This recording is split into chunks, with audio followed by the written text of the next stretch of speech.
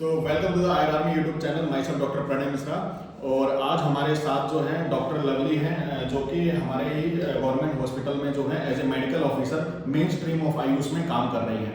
तो जैसे कि लगातार यूपी में जॉब्स निकल रही हैं एनआरएचएम में और एनएचएम में, जैसे मेन स्ट्रीम ऑफ आयुष में या आरबीएसके में।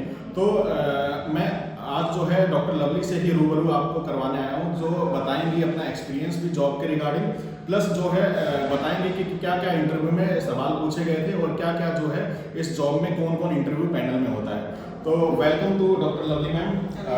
तो मैं मैम से पूछना चाहूँगा कि सबसे पहले इंटरव्यू में क्या क्या सिनेरियो रहता है, कैसे कैसे जो है कौन पैनल में होता है, या क्या क्वेश्चन पूछे गए, क्या डॉक्यूमेंट वेरिफिकेशन होता है, या एक दिन का प्रोसीजर है या कई दिनों का प्रोसीजर है, तो मैम बताइए। कि जो सिलेक्टेड कुछ स्टूडेंट्स होते हैं वो उनका जो इंटरव्यू होता है वो एक दिन का ही प्रोसेस रहता है, क्योंकि ज़्यादा कैंडिडेट होते नहीं हैं। तो उस पैनल में सीएमओ सर होते हैं, डीएम सर होते हैं और भी कुछ लोग होते हैं जिनके बारे में मुझे याद नहीं है कौन कौन बैठता है, बट 5-6 लोग होते हैं।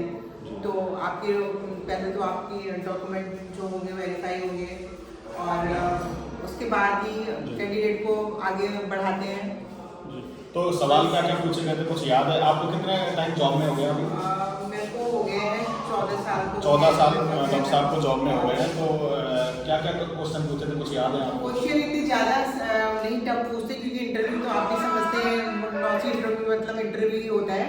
तो जनरली कुछ एब्रिविएशंस हो गए और जनरल क्वेश्चंस पूछते हैं। 5-6 से ज़्यादा क्वेश्चन पुट अप नहीं करते हैं, क्योंकि उनके पास और बहुत सारे कैंडिडेट होते हैं। तो आप लोग अच्छा, कैंडिडेट ज़्यादा होते हैं तो क्या रिटर्न एग्जाम भी करवा लिया जाता है कोई 10-20 मार्क का? उस टाइम तो रिटर्न नहीं हुआ था। आपका रिटर्न नहीं हुआ था, इंटरव्यू हुआ था उस समय तो कुछ ज़्यादा ही कैंडिडेट होंगे, मेरे ख्याल से आज इस टाइम भी बहुत ज़्यादा होंगे। तो सिंपली होगा, ज़्यादा टफ नहीं होता, इतना बहुत ज़्यादा पढ़ने की जरूरत नहीं है। सुपरफिशियल नॉलेज जाना चाहते हैं कि आप डॉक्टर मतलब बनने के बाद भी आप डील कर सकते हो कि नहीं, स्किल आपकी क्या है। बस तो डॉक्टर साहब आप आरबीएसके में हैं या मेन स्ट्रीम ऑफ आयुष? मैं मेन स्ट्रीम में हूँ। मेन स्ट्रीम में है। अच्छा, तो मैम आप अपना एक्सपीरियंस बता सकते हैं कि 14 ईयर्स की जॉब में कैसे कैसे आपकी शुरुआत से और अभी तक क्या जॉब का एक्सपीरियंस रहा है? देखिए, पहले तो थोड़ा सा वो ये था कि पहले के डॉक्टर्स नहीं होते थे।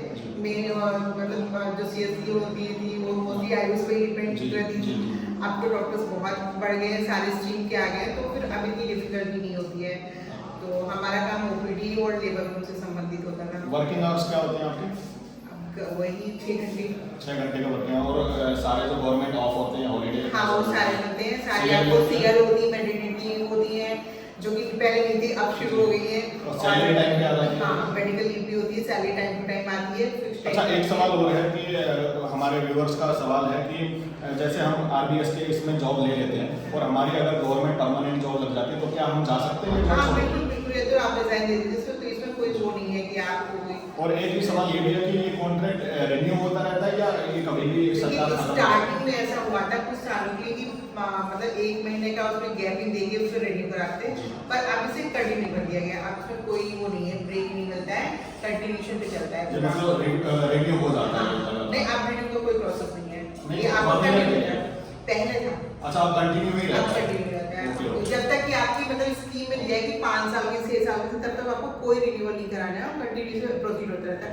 और ये मतलब वो जैसे कि दिया है कि 5 साल में होगा, पर ये नहीं हो तो स्कीम में तो चल रही है, एक बार शुरू हुई तो बंद तो होती नहीं कोई भी स्कीम।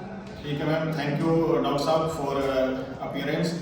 और मेरे ख्याल से व्यूअर्स के सभी जो सवाल थे, जो इतने सारे असमंजस में कि ये जॉब हमें करनी चाहिए या नहीं करनी चाहिए, तो शायद आपके क्लियर हो गए होंगे। क्योंकि जॉब जो है गवर्नमेंट जॉब काफ़ी बढ़िया ही रहती है, चाहे वो कॉन्ट्रैक्ट की हो चाहे परमानेंट की हो।